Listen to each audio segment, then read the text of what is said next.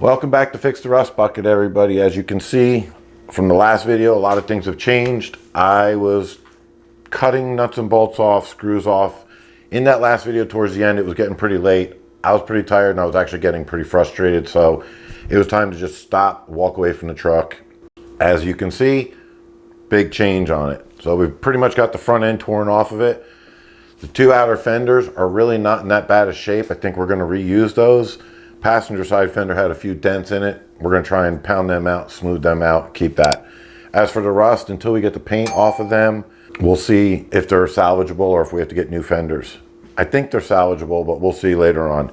We'll go over that with the body and the body parts. We'll go over a little bit of what's going on. Obviously, got the front end apart. Bumper was a disaster. The bumper has to get replaced. All the nuts and bolts, except for like two of them. There was like eight of them, I believe, on there. All rusted on. Some of them were actually welded on the backside, so that all had to get cut off. The inner fender wells, garbage. We'll be getting new ones of those. I've got the majority of the engine torn down. Got a few more pieces on the front.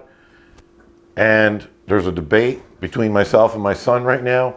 We're in North Carolina. It gets pretty hot during the summer. I want to keep the AC in the truck. He doesn't want to keep the AC in the truck. We'll see as the build goes on. I'm going to try and convince him to keep the AC in there. He just wants it to look clean and doesn't want this messy looking deal right here. So we'll figure something out on that. Now for the engine, I have done some research and I'm sending out some emails tonight. I found a place in Raleigh. Hopefully when I email them, they're willing to work with us and maybe be part of the channel on the rebuild.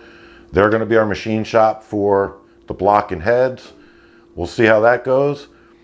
I also have an email out. We've decided, I'm waiting for them to respond. It's been over a week. I haven't heard from them. So that's another email going out tonight. We've decided we're going to pull the body and dip it.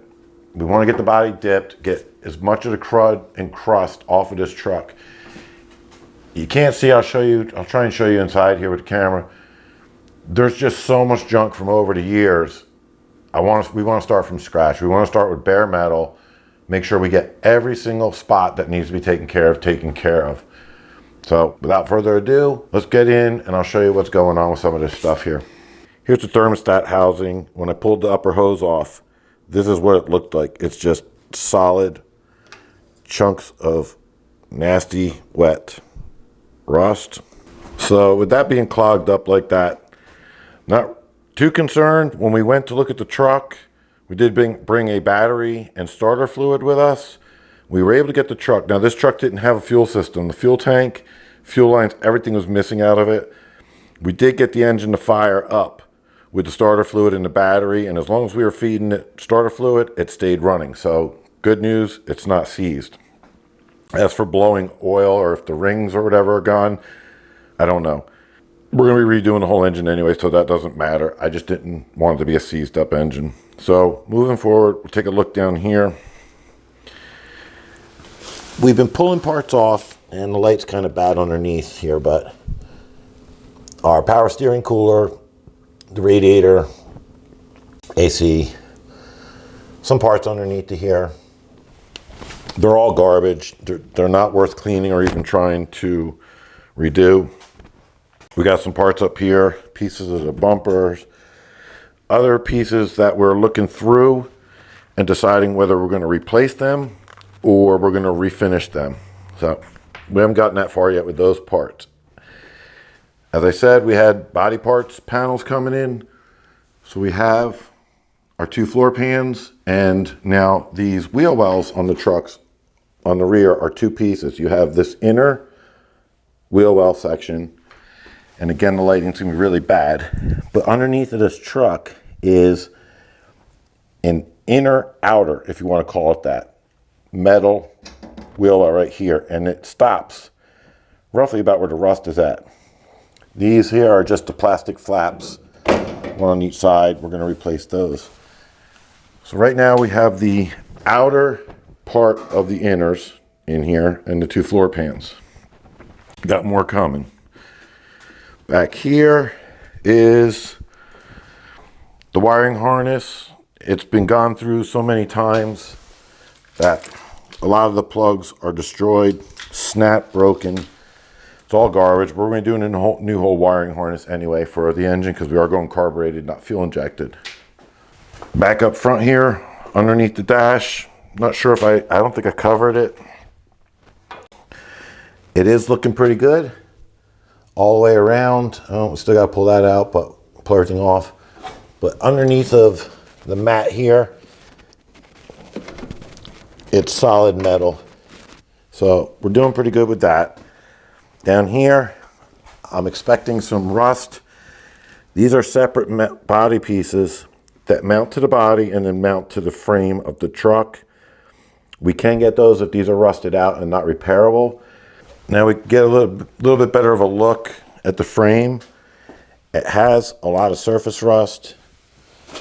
The front suspension, a lot of dirt and grime. Hopefully the dirt held off a lot of the rust. But overall, it's really only surface rust. We'll know a little bit more when we get towards the back, but I'm expecting it to be pretty much the same all the way around. Everything on the front suspension and everything on the rear, same thing, looks the same, covered in surface rust. This truck, I guess they went mudding with it. It does have a lot of mud and crud on it. Real quick again, the oil's already drained on the truck. Coolant was not coolant. It was, somebody had straight water in there and it was rusted. So I know inside the block, inside all the water channels and everything, we're probably going to be seeing a lot of rust when we get this torn apart. Hopefully it's not too bad and pitted to where it's going to be destroyed on the block. The machine shop will let us know when we get to that point. The transmission, I tried to drain the transmission on the truck, but somebody used blue goo, the blue sealer, around the whole pan, and I think they used the entire tube to seal up the transmission pan. I had all the bolts off. I was prying on it. I don't want to wreck the transmission pan or bend it, so we're going to work on draining the tranny once we get it out. Now, as for the tranny fluid, it doesn't smell burnt. I'll see if I can show you guys here. It's nice and pink. Try to get that to focus here. Really can't see, but that's how clear it is. It's nice and pink, but it doesn't mean anything really because they could have just put new fluid in it. The person we bought this truck from, I don't know if they thought this thing was going to run. So I'm not sure what the plan was. The person that we bought this truck from, I'm not sure what their plan was or where their intent was, what they were going to do with this. As I'm tearing it apart, this truck was never going to run ever without doing what we're doing to it now, or at least minimum pulling this engine out. Getting the wiring harness had cuts in it, chew marks in it, breaks in it. There was duct tape holding vacuum lines closed. Paint stir sticks were holding the radiator support up. It's just a disaster. There was nothing salvageable on this. All the breather lines are broken open. It was a nightmare. When we first got the truck, my son and I, for the fun of it, we did install the fuel tank, fuel pump, the filter. We were going to try and just get the truck running. We got fuel all the way up to the rails here, and then inside the rails, either the rails are clogged or the injectors are clogged. And at that point, we just stopped and said, no, it's time to redo the whole thing. Okay, so with getting into this, we've already torn the front end apart, the AC pump and the alternator. I just finished pulling the alternator off. We're going to work on the alternator bracket. We're going to continue to cut these hoses out of the way and stuff like that. So nuts and bolts, there's tons of different sizes. I've been back and forth with trying to figure out what was put on this truck over the years, and I'm finding different things everywhere. Hopefully all this oil that's exposed all over the engine has lubricated enough of this that I don't have to cut anything else off.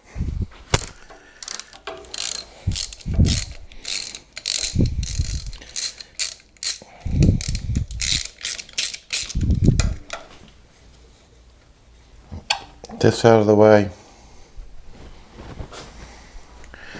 You can even see inside where the nuts and bolts went. Even inside of there is dirt and rust and grime.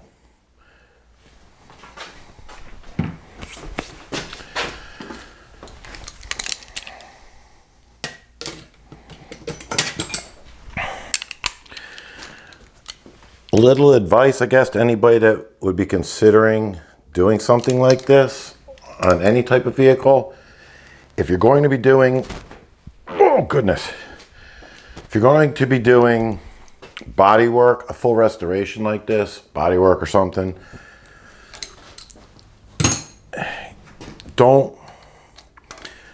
when you go to do the body work, don't take the body off the frame of the vehicle. Leave the body on the frame, leave the suspension that you have already stock or whatever suspension's on it, leave it all in place, leave the tires on it, do your body work, then pull your body off and do the other stuff. That way you run less of a risk of twisting or putting something back on incorrectly. Like when you do the rockers, floor pans, those big pieces like that, the body can have a tendency to sit there and twist or warp as you're doing it, and it might not go back on correctly, or when you get to the final end result of your vehicle, you might find that your doors or something are not lining up correctly. So your time and take your time and do the body first, then get to the frame or other things like that. I know they build things, they make things, and people make things to put bodies on. I'm not saying it's wrong. I'm just saying you run a high risk of the body not being put back on correctly or twisted. Now in our case, we're trying to get the body, we want the body to be dipped, so we're going to pull the body off to go get it dipped. Get this bracket out of here and keep digging in. And now I do still have also, there's still like 5 gallons of fuel in the fuel tank. So I'll just stop the video for a little bit. I'm gonna have to drain the tank and get everything disconnected over there, air out the garage before I move forward with pulling it.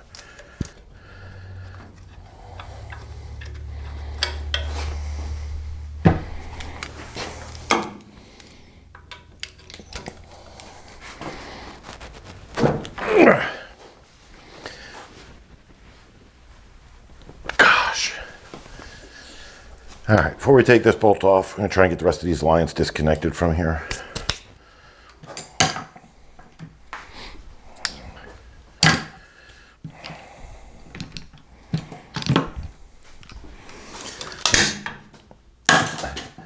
Like I said a little bit earlier in the video, nothing's coming off easy. It's all so rusted on there and garbage, so.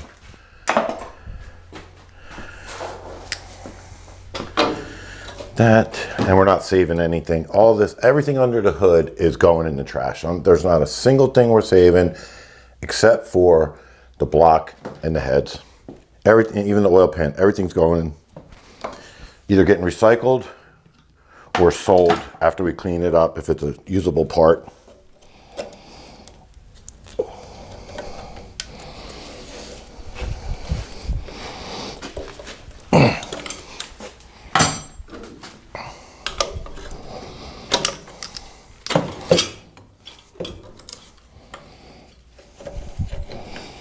Well, the spark plugs look brand new too. Like they put spark plugs in it to try and run it. None of this stuff was going to run right. Doesn't matter what you did to it. This was going to require a complete rebuild, whether they rebuilt it stock or not.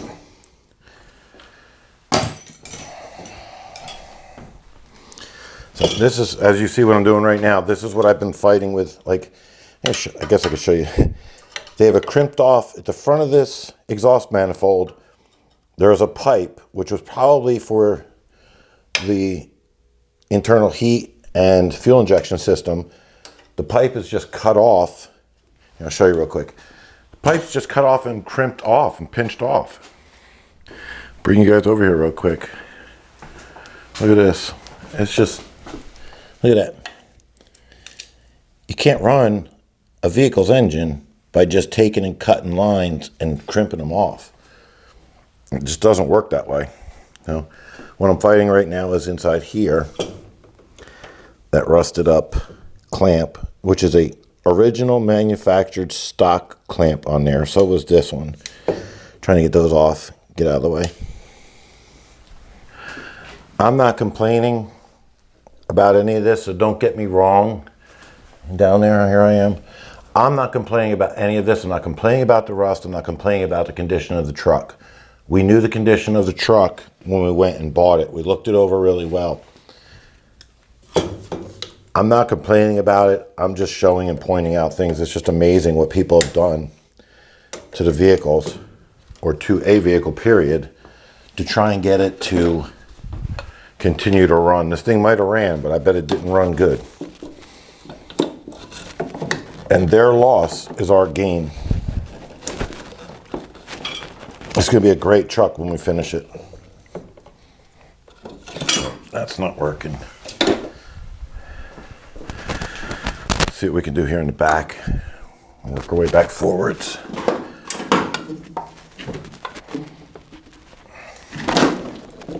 That works. There you go. I don't know if you could see that on camera. It just came out like the Sahara Desert out of there. Screwdriver's missing. I don't know where it went. Let's get another one.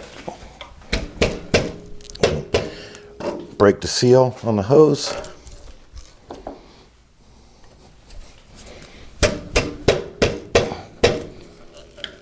Watch, there's a ton of more rust and powder. See if I can save some of it and I'll show you guys. This is funny. Here we go.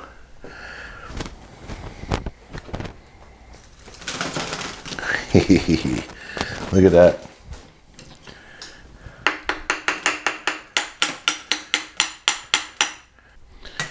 Enough of that. I'll take that apart. We'll throw out the old rubber hoses. I'm taking all the metal because we will recycle every metal piece we can with the truck. Just put that off to the side for now. Get back to this. I'll need, so the AC pump and the alternator and things like that, I'm gonna need for core charges, so we've got to save those. Starter, stuff like that. Actually, when I was underneath the truck, it was actually yesterday, I was underneath the truck, I was trying to get the transmission drained out. The starter looked fairly new, so they put a starter on it too. But again, when you dump out powder out of your engine, oh, this is gonna snap. When you dump powder out of your engine, a starter and spark plugs are not gonna fix that problem. So this, it's probably gonna snap off. This one's on there. I'm not PB blasting anything. I could have, but I'm not worried about this stuff. We'll probably be using PB blast to get some of this other frame stuff off, but this is on there pretty tight. So get our cheater bar here, or try and not bust our knuckles, and break this off. So actually we're gonna probably gonna go to a impact socket and see what we can do with it. All right, so I don't want to use the impact gun. The impact gun, more than likely the Milwaukee impact gun takes off or snaps off pretty much everything. I'd rather not snap it off, so we're gonna try and do it manually first and see what we can get. But I can feel, actually, it feels like the bolt is twisting. So we'll save our knuckles and keep our hands on the top.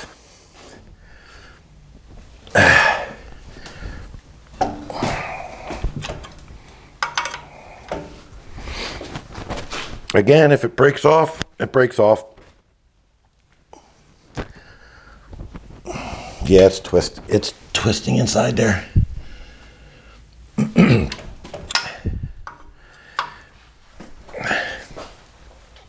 Oh, about ready to break.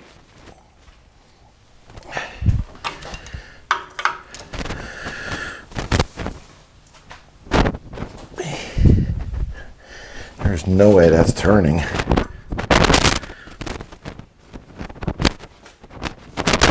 Oh, there. Knew that was going to happen. So, that's fun. Just snap the head right off of the bolt. One more bolt, hopefully it comes out. It's into the head, right back here. Goes into the top of the head there. It goes nothing. Gosh, that's not good. All right, we're gonna hold off on that right now. We're gonna go ahead and pull the water pump off. Try and pull the water pump off and see if we can get in here a little bit better without destroying it. Gives us a little bit more access to there and see what we're dealing with. Oh. That's not too bad. I didn't even mention, or I forgot to mention, it's just this stuff's reminding me, the bolt here on the water pump is not even seated all the way in correctly. I found bolts on the bumper. Was it the bumper? There was a few inside here in the engine bay area. Bolts that were half put on. Well, so here we go. So this right here is what I'm talking about. I'm going to show you guys this. This is just hilarious. They have this bolt here. Oh, we'll let you see it already. They have this bolt here. It was not the right bolt, and they used a castle nut as a spacer. So for the machine shop, I searched and searched and searched. I'm here in North Carolina, and I found a machine shop that has been in business since 1949, if I remember correctly. It's been a family-run business. I believe it's 3 brothers. I'm not going to mention any names just yet. Like I said, I got to email them tonight. This morning, I was having my coffee. I was doing just some researching, trying to find a reputable place. And I don't want to go, and I'm not going to go to anybody that just has fancy equipment. You want to go to a reputable place. You want to go to somebody that you can trust. Now, I don't know them, but they've been in business forever. And their reviews and their customer base, I guess you would call it, or who they have served over the years says a lot. All right, so with the water pump out of the way, and I just went ahead and removed all the bolts for the timing cover as well. I was already in there, might as well do it. So the timing cover is loose, except for we got to get the pulley and the harmonic balancer out of the way, but we'll do that later on. Now we can get to this bolt here that I'm worried about it breaking. We're going to take our time and try and get that off without snapping it. It seems to be loose on the bracket, but it's not loose in the head.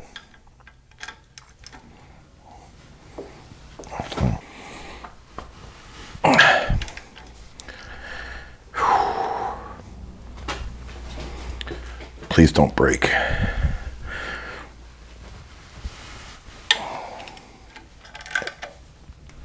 There we go.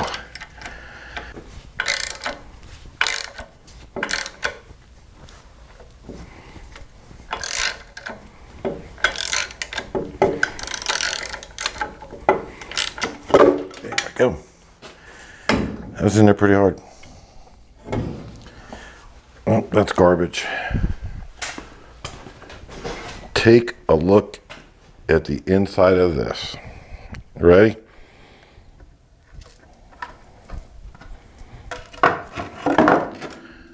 Look at that.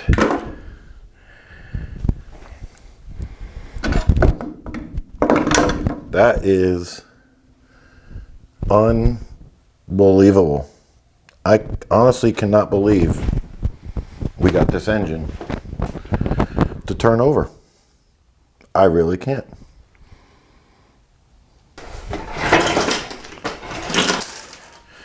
This whole truck minus the interior and the back, you know, the doors and stuff that I took off. This whole truck has been a nightmare of different parts Frankensteined into the truck. So, but we're gonna fix that, and that's what we're doing right now.